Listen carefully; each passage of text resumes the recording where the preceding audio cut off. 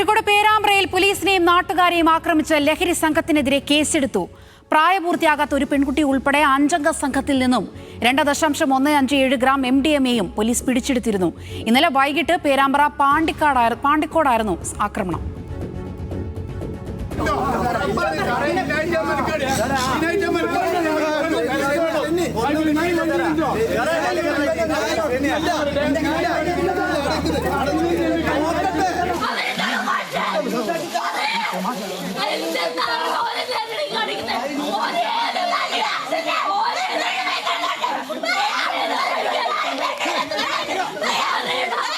പേരാമ്പ്ര പാണ്ടിക്കോട് മേഖലയിൽ രഹസ്യ വിവരത്തിന്റെ അടിസ്ഥാനത്തിൽ ഡാൻസ് സംഘം നടത്തിയ പരിശോധനയിലാണ് ലഹരി സംഘം പിടിയിലായത്.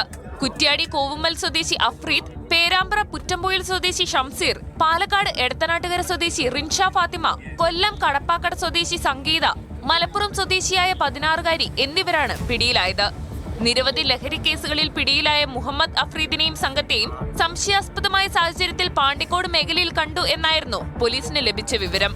സ്ഥലത്തെത്തിയ ഡാൻസ് സംഘത്തെയും നാട്ടുകാരെയും പ്രതികൾ ആക്രമിക്കാൻ ശ്രമിച്ചതോടെ സംഘർഷാവസ്ഥയായി.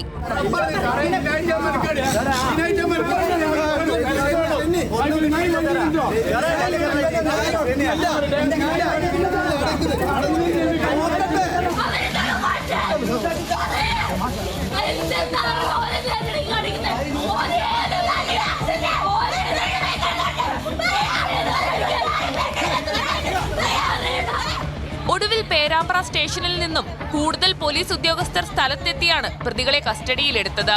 ഇവർ സഞ്ചരിച്ചിരുന്ന കാറിന്റെ ഡ്രൈവിംഗ് സീറ്റിന് മുകളിലെ സൺഫ്ലാപ്പിനുള്ളിൽ ഒളിപ്പിച്ച നിലയിലായിരുന്നു MDMA. 5 പേർക്കും ഉപയോഗിക്കാനായാണ് ലഹരിയുമായി എത്തിയതെന്ന് മുഖ്യപ്രതി മുഹമ്മദ് അഫ്രീദ് സമ്മതിച്ചതായും പോലീസ് പറഞ്ഞു. ന്യൂസ് മലയാളം, കോഴിക്കോട്.